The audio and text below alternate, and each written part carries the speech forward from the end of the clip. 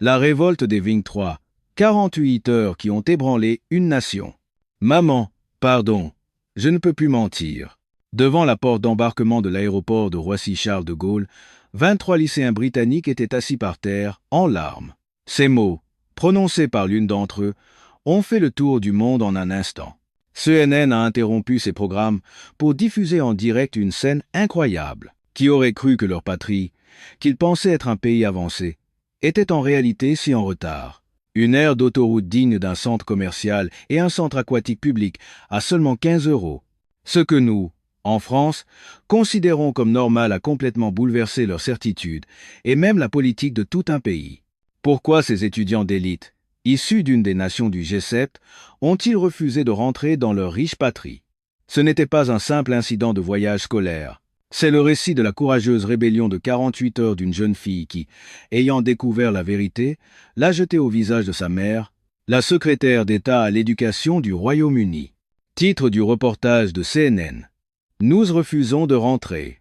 23 étudiants britanniques, dont la fille de la ministre, refusant de quitter la France. La vérité choquante découverte sur une aire d'autoroute et dans un centre aquatique. Ça, c'est un pays développé. Le 17 novembre 2024, à l'aéroport d'Heathrow à Londres, 23 lycéens embarquèrent à bord d'un vol pour Paris. Ce programme d'échange culturel, organisé par le département de l'éducation britannique, était une opération de communication gouvernementale visant à promouvoir l'excellence du système éducatif du Royaume-Uni. Cependant, 2 semaines plus tard, le programme fut interrompu et pas un seul étudiant ne revint comme prévu. Pour être exact, ils refusèrent de revenir. Dans le hall des départs de Roissy, les étudiants ont collectivement refusé d'embarquer, déclarant vouloir rester plus longtemps en France. L'incident a été retransmis en direct dans le monde entier par CNN et la BBC. Comment cette rébellion sans précédent, menée par la fille de la secrétaire d'État à l'éducation, a-t-elle pu se produire? Voici le récit de ces 48 heures qui ont bouleversé la vision du monde de 23 jeunes gens. Bonjour, je m'appelle Sophie Williams. J'ai 16 ans. Je suis élève à la prestigieuse Westminster School à Londres. Ah, je devrais être commencé par vous dire qui est ma mère. Eleanor Williams, la secrétaire d'État à l'éducation du Royaume-Uni. Début novembre 2024, notre école a reçu un document officiel concernant un programme d'échange culturel en France. 2 semaines à Lyon pour échanger avec des étudiants français et comparer nos systèmes éducatifs. J'ai postulé sans trop réfléchir, simplement pour manquer 2 semaines de cours. Mais ma mère m'a convoqué dans son bureau. C'était le 8 novembre, à 18 h, le bureau de la secrétaire d'État, au 7e étage du ministère. Elle tenait ma candidature. « Sophie, tu as été choisie pour ce programme », m'a-t-elle dit. Mais ce n'est pas un simple échange, c'est un projet que j'ai monté. Une opération de communication pour montrer la supériorité de notre éducation. J'étais sidéré. Donc, je suis un outil de propagande? Ma mère a hoché la tête. Tu dois aller en France, trouver les failles de leur système et prouver à quel point le Royaume-Uni est plus avancé. Des médias nationaux vous accompagneront. J'ai protesté. Je voulais juste voyager, pas être enrôlé dans un coup politique. Mais ma mère a été catégorique. Ce n'est pas un choix, c'est ton devoir. En tant que fille de la secrétaire d'État, tu as une responsabilité. C'est ainsi que j'ai été choisie parmi les 23 étudiants. En réalité, j'ai été choisie la première, et les 22 autres l'ont été ensuite. Le gouvernement a investi 150 000 livres dans ce programme, soit plus de 6 000 livres par étudiant. La veille du départ, le 16 novembre, ma mère m'a remis un dossier de mission. 3 pages à 4. Il fallait observer et prendre des photos pour prouver l'inefficacité des transports en commun français, la vétusté des infrastructures publiques, les problèmes d'hygiène. J'ai mis les documents dans mon sac. Honnêtement, à ce moment-là, je pensais qu'elle avait raison. Je croyais que, malgré sa réputation, l'infrastructure de la vie quotidienne en France n'était pas au niveau de celle du Royaume-Uni. Après tout, Londres est l'une des plus grandes capitales du monde. Le 17 novembre, 9 h du matin, aéroport d'Heathrow, 23 étudiants, 3 professeurs accompagnateurs et 5 journalistes de la chaîne publique britannique étaient réunis. Ma mère est venue faire un discours. Vous représentez le Royaume-Uni. Montrez avec fierté l'excellence de notre système. Je n'imaginais pas à quel point j'allais la décevoir. Ou plus exactement, je n'aurais jamais rêvé que 48 heures plus tard, c'est moi qui exigerais des excuses de sa part. Le vol d'Air France a décollé. Pendant les 90 minutes de vol, j'ai regardé par le hublot en me demandant comment je serais à mon retour. Je ne savais pas encore que je ne reviendrais pas comme prévu. Le 18 novembre 2024, 14h30, hall des arrivées de l'aéroport de Roissy-Charles de Gaulle. Après avoir passé l'immigration, nous sommes montés dans un bus privé. Direction Lyon. Un trajet de plusieurs heures. Le chauffeur a annoncé « Chers étudiants, nous ferons une pause d'environ 20 minutes sur une aire de service. » Jusque-là, tout allait bien. Une aire de service? Juste un endroit avec des toilettes, pensais-je. Les aires d'autoroute britanniques ne sont souvent que des stations-service, avec une petite supérette et un fast-food hors de prix. À 16h15, le bus est entré sur l'aire de Montélimar, sur l'autoroute A7. Et là, le spectacle qui s'est offert à mes yeux m'a laissé sans voix. « C'est ça, une aire de repos ?» a crié mon amie Émilie, assise à côté de moi. On dirait un centre commercial. Les 23 étudiants, descendus du bus, sont restés bouche bée. Un bâtiment immense à l'architecture moderne, un parking impeccablement organisé, des enseignes colorées. Était-ce vraiment une aire d'autoroute? Je me suis souvenu du dossier de ma mère, observer la vétusté des infrastructures publiques. Mais ce que j'avais sous les yeux était tout sauf vétuste. C'était plus propre et moderne que n'importe quel centre commercial de la banlieue de Londres. En entrant au rez-de-chaussée, le choc fut encore plus grand. Des boutiques de produits régionaux, un café de marque, une boulangerie Paul, un espace restauration avec une offre variée, et même une boutique de nougat. En regardant les prix, une formule déjeuner coûtait environ 12 €. À Londres, un repas similaire sur une aire d'autoroute coûterait au moins 20 livres. Mais la véritable claque, ce furent les toilettes. À l'entrée, un écran électronique affichait « Utilisation actuelle, 13 cabines, disponibles, 8. Temps d'attente, aucun. En temps réel. » Un écran montrait la disponibilité des toilettes en temps réel. J'ai sorti mon smartphone en vitesse pour prendre une photo. Mais ce n'était pas le genre de preuve que ma mère attendait. Ce n'était pas un problème, c'était une innovation. À l'intérieur, c'était encore plus incroyable. Chaque cabine était équipée de toilettes modernes. Les lavabos avaient des robinets automatiques. Le sol était impeccable, sans une goutte d'eau, et le papier toilette et le savon étaient abondamment fournis. Il y avait même un espace nurserie et une salle d'allaitement séparée. En me lavant les mains, j'ai regardé mon reflet dans le miroir. J'étais confuse. Était-ce normal? Ce n'était pas la France que je connaissais à travers les médias et les manuels scolaires. Dehors, mes amis prenaient des photos de tout avec leur smartphone. Notre professeur, Madame Jennifer, s'est approchée. « Sophie, c'est un peu étrange, non? On dirait un centre culturel polyvalent, pas une simple aire de repos. » J'ai hoché la tête, et c'est là que j'ai compris. La mission de ma mère était faussée dès le départ. On m'avait demandé de trouver des problèmes, mais je n'en voyais aucun. La pause de 20 minutes terminée, nous sommes remontés dans le bus, mais l'ambiance avait radicalement changé. Les étudiants discutaient avec excitation. « J'aimerais qu'on ait ça sur nos autoroutes. Chez nous, une aire de repos, c'est juste une station-service miteuse. L'écran de disponibilité des toilettes, c'est génial. Pourquoi on n'a pas ça à Londres ?» Je regardais le paysage défiler en pensant « Ce n'est que le début. Qu'allions-nous découvrir à Lyon ?» Et qu'est-ce que j'allais bien pouvoir dire à ma mère? Je ne savais pas encore que 48 heures plus tard, je refuserais son ordre de rentrer au pays. Le 18 novembre, 18h30, nous sommes arrivés à notre résidence étudiante à Lyon. Malgré les instructions de notre professeur de défaire nos valises et de nous reposer, nous nous sommes tous retrouvés dans le hall, absorbés par nos smartphones. Mon amie Émilie m'a demandé « Sophie, je peux poster la photo de l'aire de service sur Instagram ?» J'ai haussé les épaules. Quel mal y avait-il? Ce n'était qu'une photo de voyage.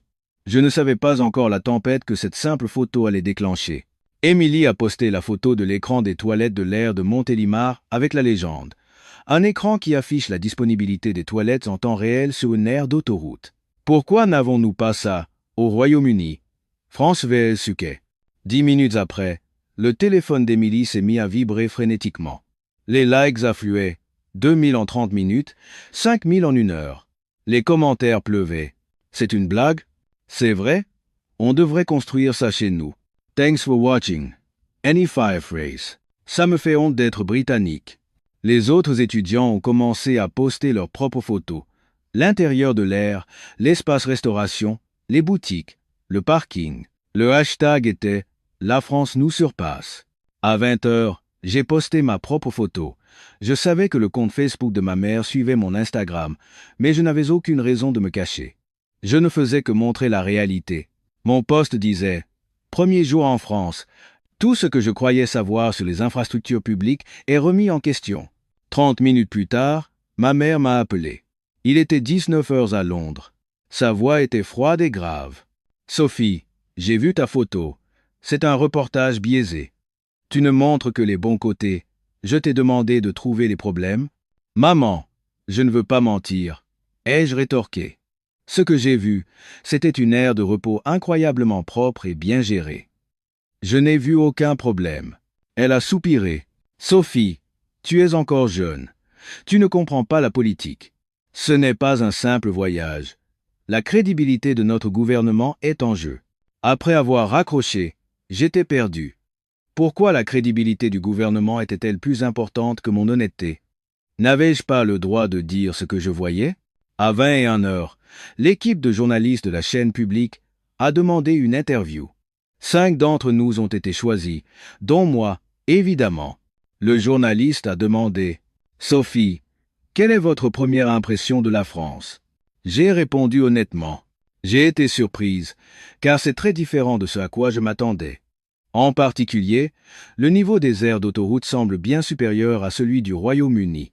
Le visage du journaliste s'est figé. Ce sera difficile à diffuser. Sophie, pourriez-vous être un peu plus neutre? Dire que les deux pays ont leurs forces et leurs faiblesses. Par exemple, j'ai secoué la tête. J'ai juste dit ce que j'ai vu. N'est-ce pas ça, être neutre? L'interview s'est terminée dans une ambiance glaciale. Cette nuit-là, allongé dans mon lit, je fixais le plafond. Le lendemain, nous devions prendre le TGV. Comment serait-il comparé au train britannique? Le 19 novembre 2024, 10 heures du matin, nous étions à la gare de Lyon-Part-Dieu. Aujourd'hui, nous allons prendre le TGV pour Paris pour une visite culturelle, a annoncé Madame Jennifer. Honnêtement, je ne m'attendais à rien de spécial. Un train à grande vitesse? En quoi serait-il différent des nôtres? Mais dès que nous sommes arrivés sur le quai, quelque chose était différent. Le TGV est arrivé à l'heure, à la seconde près. L'intérieur était spacieux et propre. Les sièges étaient confortables et il y avait des prises électriques et des ports USB à chaque place. Mon ami Marc s'est exclamé « Wow, le Wi-Fi est gratuit et il fonctionne parfaitement. » Sur les trains britanniques, soit il est payant, soit il ne marche jamais.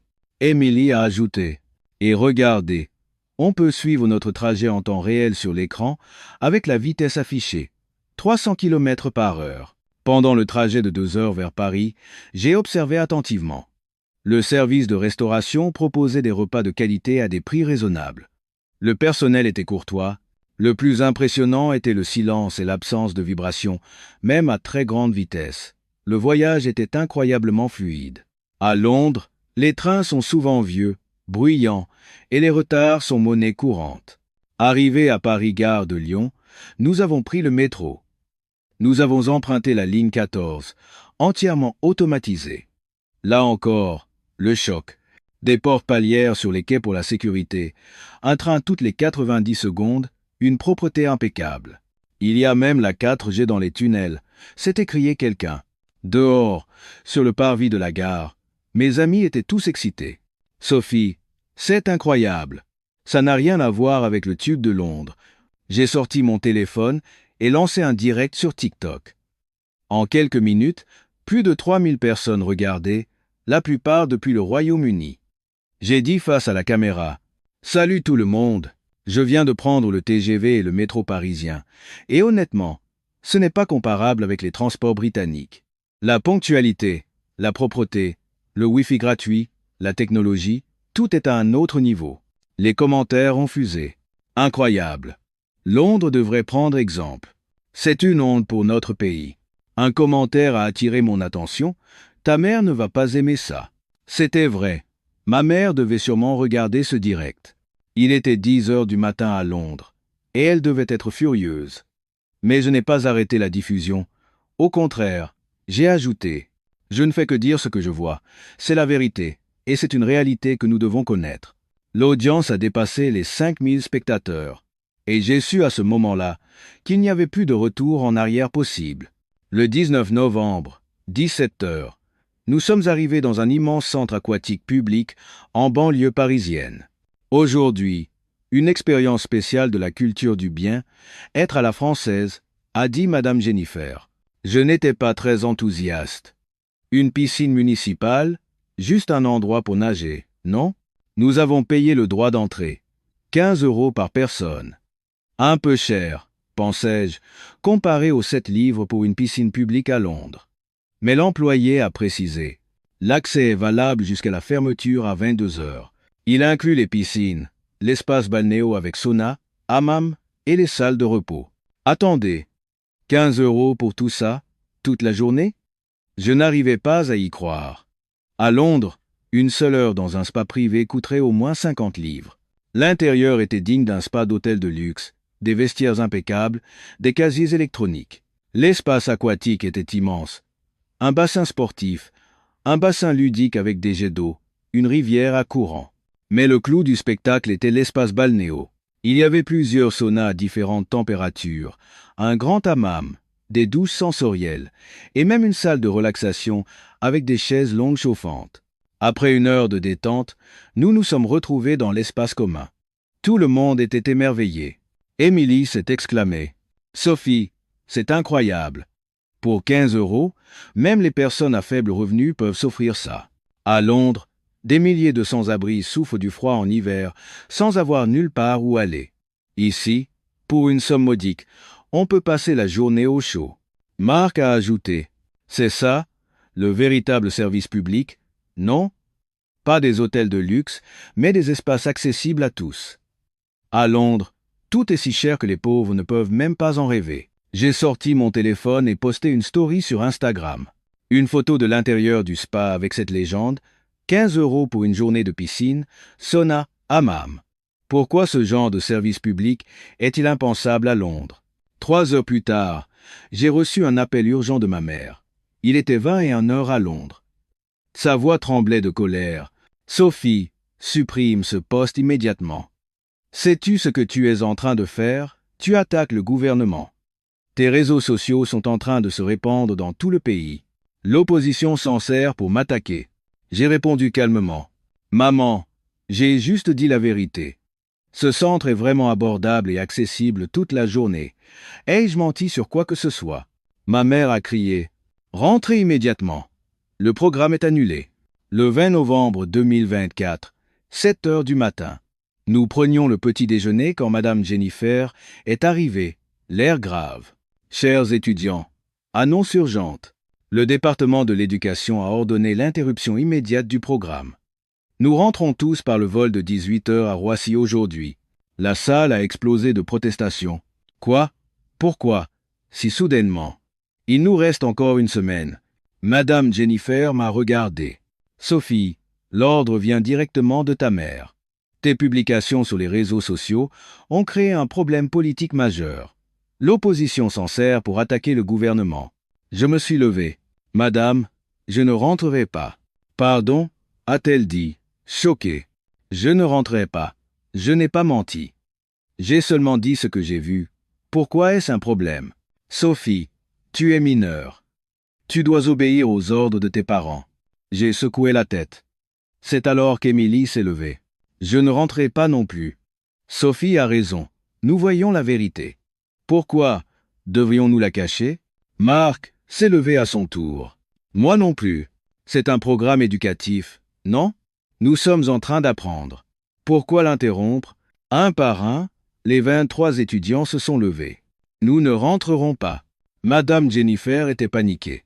Mais enfin, c'est de l'insubordination collective. Pensez à vos parents. Nos parents aussi doivent connaître la vérité, ai-je répondu. Si le Royaume-Uni est vraiment un pays avancé, quel est le mal à apprendre des bonnes choses des autres pays? À 10 heures, ma mère a lancé un appel vidéo depuis son bureau. Nous étions tous les 23 réunis. Son visage était épuisé. Sophie, et vous tous. Vos publications ont créé une onde de choc. L'opposition accuse le gouvernement d'avoir menti au peuple et les médias rapportent le retard de nos infrastructures. Est-ce notre faute, maman? Ai-je demandé. Avons-nous menti? Elle est restée silencieuse un instant.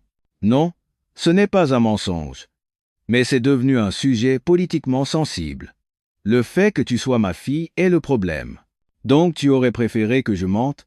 Que je dise que ce qui est bien est mal, que ce qui est propre est sale, que ce qui est moderne est en retard. Elle a fermé les yeux. Après un long silence, elle a dit « Sophie, s'il te plaît, rentre à la maison. C'est une crise que je ne peux pas gérer. » J'ai secoué la tête. « Maman, je ne rentrerai pas. » Et les 23 personnes ici présentes pensent la même chose. Nous resterons ici une semaine de plus pour apprendre. L'appel s'est terminé.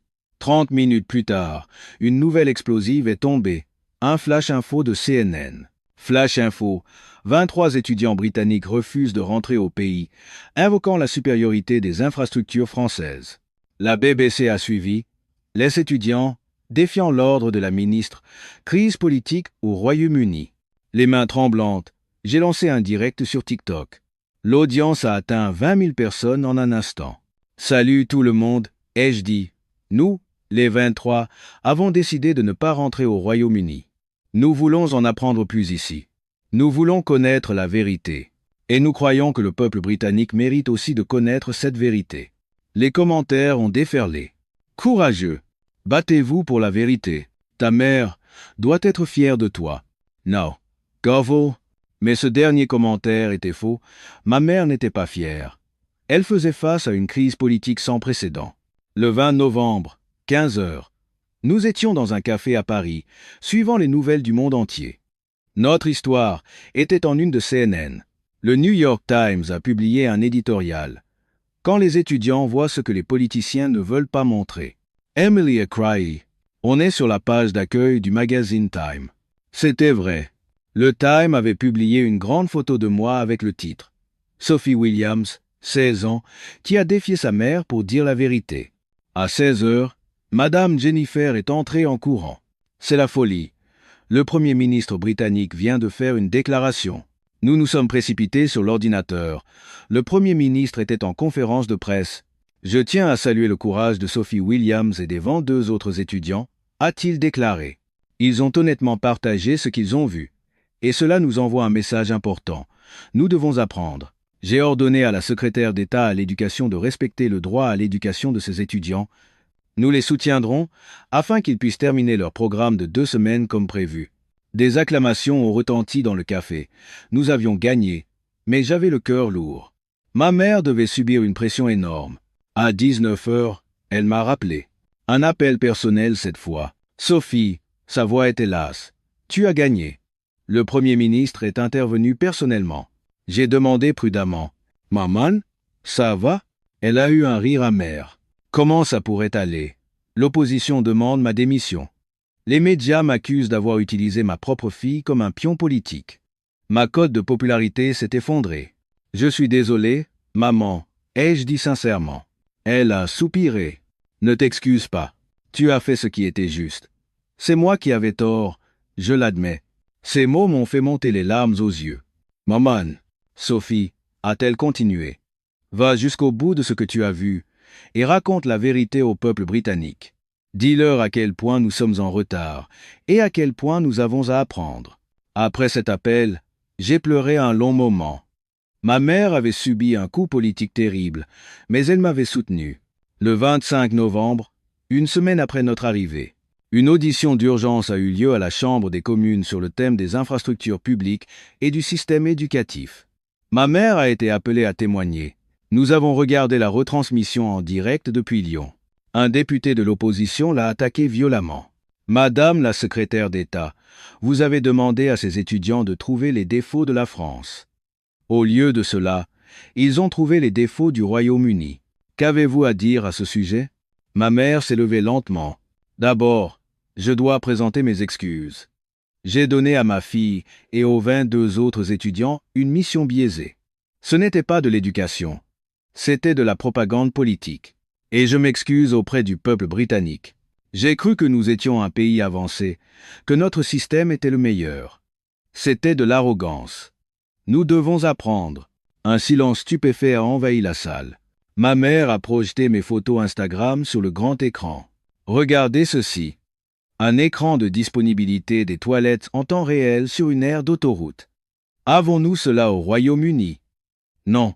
Un TGV ponctuel qui roule à 300 km/h sans une vibration. Avons-nous cela? Un métro entièrement automatisé avec des portes palières. Avons-nous cela? Et un centre de biens. Être public accessible pour 15 € la journée. Combien de nos concitoyens souffrent du froid sans avoir un endroit abordable où se réchauffer? Elle a conclu. J'ai passé 15 ans au gouvernement, mais j'étais aveugle. Ma fille et 22 autres étudiants ont vu un monde plus grand que le mien. Je dois apprendre d'eux. Chers concitoyens, je suis désolé. Je démissionne. Le silence dans notre hall était total. J'ai attrapé mon téléphone en pleurant et envoyé un message à ma mère. Maman, ne démissionne pas. Tu as eu le courage d'admettre tes erreurs. Maintenant, c'est à toi de changer le Royaume-Uni. S'il te plaît. 5 minutes plus tard, elle a répondu. Merci, Sophie. Je suis fier de vous 23. Je ne démissionnerai pas. Au lieu de cela, je consacrerai le reste de ma vie à transformer le Royaume-Uni sur le modèle de la France. Aïe, aïe. Ce soir-là, le Parlement a voté une résolution d'urgence. Création d'une commission spéciale pour l'étude comparative des infrastructures publiques françaises, avec un budget de 50 millions de livres. Le 1er décembre 2024, nous avons terminé notre programme de 2 semaines et sommes arrivés à l'aéroport de Roissy. Cette fois, personne n'a refusé de rentrer. En mars 2025, Netflix a sorti un documentaire, Les 23 qui ont tout changé. Il est devenu un phénomène mondial. La ville de Londres a lancé un projet massif de modernisation de son métro en s'inspirant directement de Paris. En juin 2025, le premier centre de biens, Être public de Londres a ouvert ses portes. Son nom, The Sophie Williams Wellness Center. La secrétaire d'État Eleanor Williams n'a pas démissionné. Elle est devenue le fer de lance de la réforme des infrastructures publiques. Sophie Williams a été nommée parmi les finalistes de la personne de l'année du magazine Time et a reçu des offres d'admission d'Oxford et de Cambridge. Une petite révolte de 48 heures a changé un pays. 23 jeunes ont prouvé que le courage de dire la vérité peut véritablement changer le monde.